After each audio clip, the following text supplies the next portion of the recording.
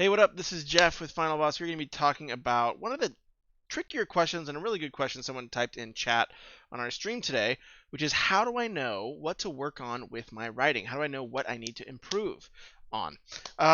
So that's a really, really great question. And it's one of the challenging things that I think all writers struggle with. And the biggest thing that is important to go in with the awareness of is that you have your every writer is their own harshest critic. Your mind is writing is a mind game as much as it is a lot of things where your mind is going to be telling you you're bad at something or you're not good enough at something, and maybe you actually are, or maybe it's distracting you from something you really do need to work on. So I think it's just knowing that you can't do this alone. You really, really need to get feedback from other people. You need to be talking with other people, and you actually need to be really smart about your feedback. So let's say you think that you have a lot of problems with dialogue, and you say, I'm worried that my dialogue comes across really, you know, on the nose. How are you? I am fine. Blah blah blah. So in that case, when you share your chapters with someone, ask them, and don't just say, hey, give me whatever random feedback. That's useful sometimes. Maybe do that first, but then once they've read it, say, okay, how did you think the dialogue went in the story, and rate it from 1 to 10. You can like do it like a survey. Okay, rate dialogue from 1 to 10. Okay, maybe a 7. Okay, rate scene drama, like were you into every scene, 1 to 10. Okay, maybe that comes in at a 3.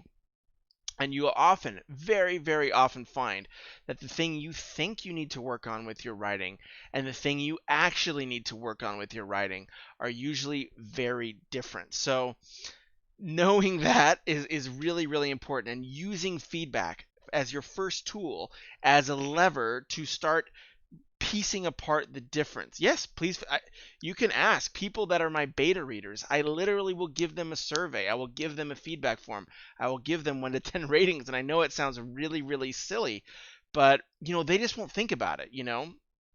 Yeah, always give your betas a survey. I totally agree. So that's the first step, is just having a two-directional conversation with your readership, whether it's a beta reader or your actual readers if you've self-published or generally published. The next thing is writing books. And I think the more, and I have recommendations down at the bottom of my Twitch channel, Fantasy Fiction Formula, Save the Cat.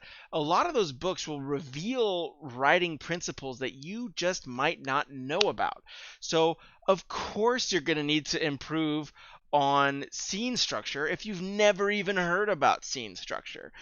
And that's what writing books will hear about will help you with, is if you're reading books on writing and they're saying, okay, this is how I think about scene structure, and you say, well, I've never really thought about scene structure at all, or this is how I think about um, you know cause and effect, like cause effect loops in a story, and you're like, I've never even heard of that before.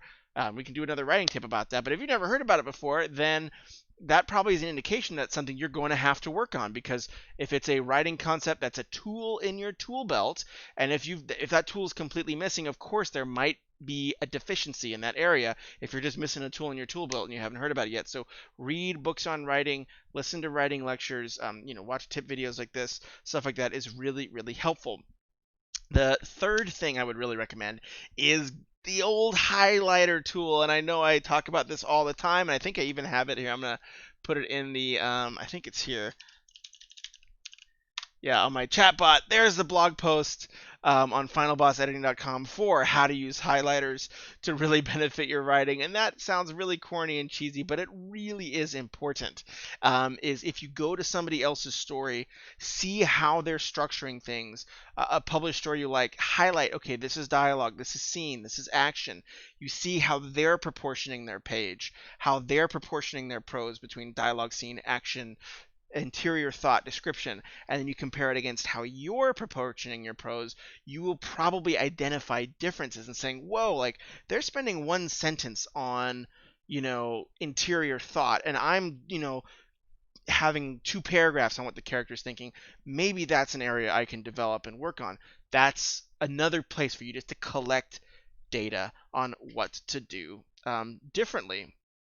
And so, yeah, I think all of those things together can help you start piecing apart Okay, what is my brain telling me that I am good at or that I'm not so good at, and then what is actually reality. And I think the other and the kind of last note is don't just worry about your deficiencies. Remember that a lot of writing is really playing to your strengths. Yes, you want to shore up your deficiencies as much as you can, but on the flip side, you should be asking all your beta readers what worked really well. Maybe they say, hey, the scene structure wasn't that great, but I loved the concept, or this character just popped off the page for me. Then that will give you a really good indication that, hey, I maybe have a strength at concept and character, and I want to make sure that I'm highlighting that. And maybe I won't spend as much. Like you'll see writers who aren't good at dialogue, especially the more artsy literary writers. They will minimize dialogue and do a lot more description, and this is why the highlighter tool helps you realize that, right? Is a lot of these more literary writers will trim down dialogue, expand description because they just know they are better at description, so they're going to play to their strengths, right? And then but you'll see more action adventure stuff also because it's a genre thing, like action adventure genre will just have more dialogue because it moves faster, but you'll see that they're moving through dialogue a lot faster, usually because they're, people who maybe have a strength in dialogue as well. So those are kind of the big things. I think, get a really good bi-directional feedback channel between you and your readers. And make sure if you think you're good or something, if you think you're not good at something, validate it with feedback, with concrete survey feedback even. Next thing is read a lot of books on writing. That will really, really help you a lot in terms of giving you more tools that you might not even realize you're missing when it comes to getting to the page. Do comparison between published books in your genre, because like I said, some genres do favor dialogue more just because it's a genre element or action more or whatever. Make sure that you're highlighting some books in your genre, knowing how they're indexing in terms of how they're laying out the page. And lastly, spend some time realizing and researching what your strengths are so that you can not just worry about I need to fix this, I need to fix this, but hey, I'm actually really good at this, and if I highlight this and if I bring this strength of my writing to the forefront, I won't have to worry so much about these deficiencies. And you'll see writers doing this all the time. And I think that's a very, very good thing to keep in mind is like, what am I great at? How do I highlight that more? So I know that was a longer writing tip thing, but I think it's a really important concept. Best wishes, everybody, in your writing, and happy writing. And hit us up on Twitch if you have any questions. Bye.